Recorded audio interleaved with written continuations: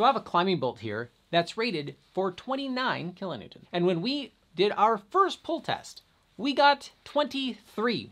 We're going to explore why that is today. What's special about this, there has been no certified titanium wedge bolts available for climbers. I'm pretty excited about having this as an option because sometimes glue-ins can be a pain in the ass.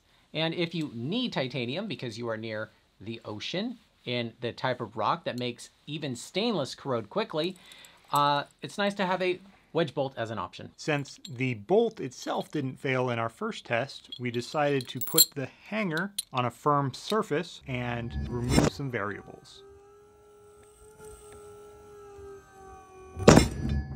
Very similar results, very similar forces. The one difference here is this was a much smaller bolt we were using, but it still failed in the same way. Bobby, you pulled it wrong. You did it wrong. You installed it wrong.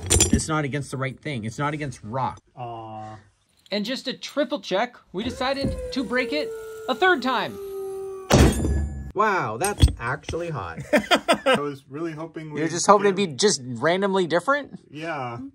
So we had something similar happen a few years ago where we made a video called MBS is a myth, or minimum breaking strength is a myth. Now, before you throw stones at us, let me explain. We would break this hanger after clipping a carabiner to it and pulling at the rate we normally do, which all the other stuff was breaking above the number, but it wasn't breaking at their numbers. So since we couldn't change the speed in which we pulled something, we decided to put something very large inside of it to see what happens. We solved the mystery. 48.44 or 10,650 pounds of force. So we have this set up with the largest pin that we could fit in there. That changed the result. Whoa! Like that whole C chunk is somewhere in the lab. Wow, that is such a different result. Size matters, Bobby. Now, this isn't a contest on how big of a thing you can fit into something before you pull it. The UIAA has a standard you're supposed to follow when testing this stuff. And we didn't know what that was. So we looked it up. And it didn't actually have that information in there. Refers to an EN standard, which is behind a paywall. Which is always super helpful to know that stamp you're indirectly paying for, what it means. I'll try not to get into my feelings about paywalls and the standards in this video. Stay tuned. So we asked Peter Lappas, how'd you test it? And he sent us a video, which was amazing. Bobby and I watched in single speed the entire thing, sitting on the edge of our seat waiting at the 23 kilonewton mark to find out if it was gonna break there.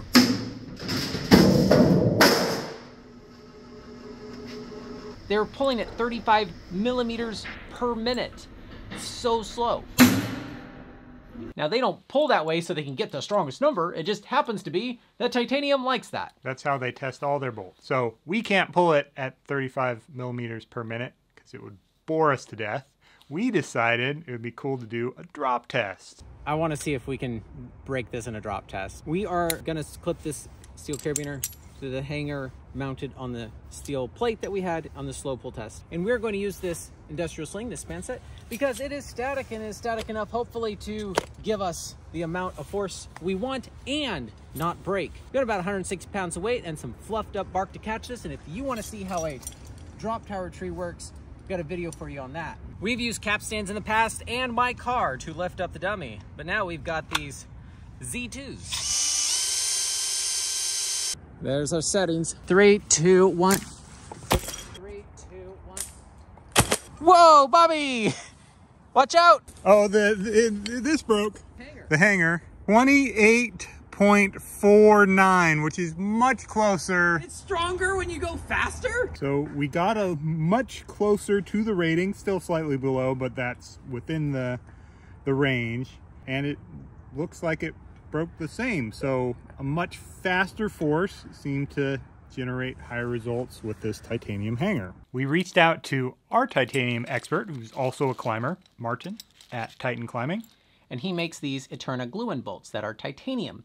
And we've known him for years now, and we carry pretty much all of his products in our store because I think they're quite nice. And I asked him, why don't you make a titanium wedge bolt. Now, to get inside of Martin's head, he is thinking 200 plus years as a solution. That's his goal. But when we've installed wedge bolts, we've found that they can work themselves loose. A number of different factors can cause this, mainly big falls or freeze-thaw cycles. The rock and the material can compress and expand, and the hanger can come loose and you'll need to tighten it down again. So this might not necessarily be a 200-year solution, but we don't know. And we're looking forward to finding out. I'm not going to be around that long. I'm not going to be around. Yeah. Now, are epoxies 200-year solution? Epoxies have not been around long enough to even know. It's all based on assumptions, but the glue is just sitting there. It's not under pressure until you put pressure on there, and the glue-ins that have been installed correctly, have done great up to this point. If you know of glue-ins starting to like crack, fail, or whatever, and good glue is used, put in that in the comments below. So I thought an interesting test would be something we haven't done before, is to cyclically load this in tension or straight out to see if we can get it to work itself loose. Okay, I want to cyclically load this thing. So we got a 5-to-1 on the end of a 2-to-1. So one side is static to a tree and the other side is the Z2 pulley that we use. Let's put a bolt in.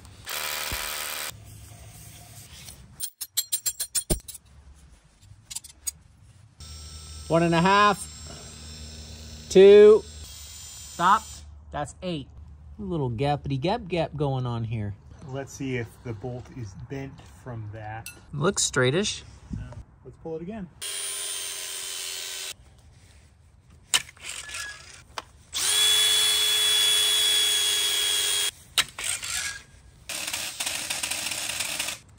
She's loose. You know what? I didn't think about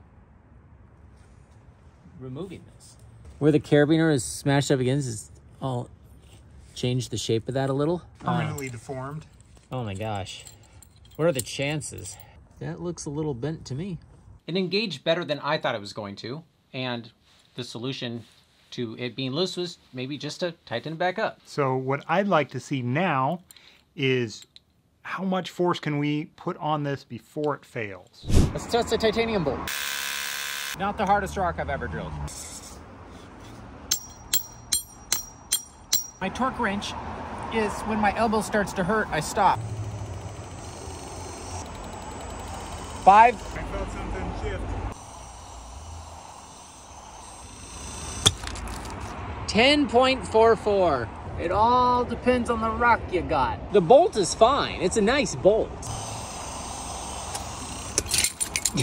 Sad poop. Huh. If you have rock like this and you know it's like this, that is where a glue-in shines. Get it? It is engaging both clips.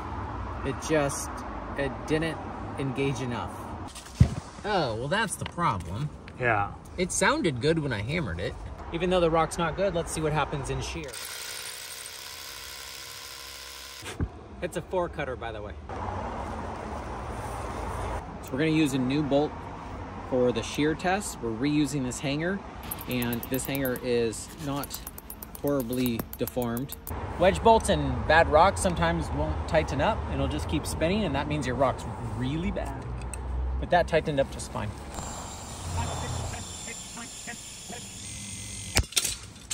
Oh my God, the hanger broke. At what force, Bobby? So on this side of the 2-to-1, we saw 11.66.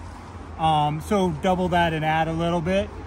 Gets us in the ballpark of what they were breaking at yesterday. So like 23, 24 kilonewtons. Oh, that is legitimately hot. I'm not just saying it. So it got looser. So the bolt came out a little bit. Came out a little, it's not that bent. Threads look a little bit marred over there, which you would expect. Can we throw a stronger hanger on there and see what happens?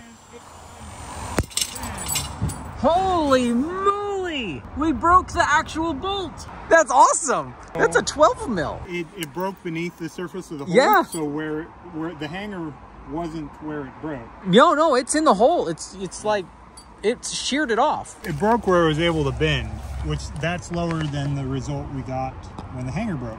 Whoa. That is going to be in there forever. Literally forever. Now, making conclusions about this after testing in some soft rock, isn't helpful or fair. So what happens if we test it in hard rock, which we don't have? So we broke out a new toy that our friend Lucas made us for testing glue-ins in shear. It has removable cores that you can glue something into, or in this case, just pound it in. Yeah, it's a tight enough fit, and if it doesn't come out, we were able to test that in shear.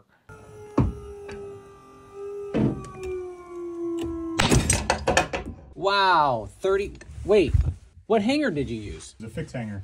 Oh, I was gonna say, how did you accomplish that much? That's amazing. You're not gonna get that With the hanger that you should use with this. The bolt is stronger than the hanger. Wicked cool. Pushed up against the sidewall of the core. What we saw in the really soft rock, it had way less support and it broke at a lower force. Now I don't wanna push my luck and try to test that in tension in the adapter because that's not what it's designed for.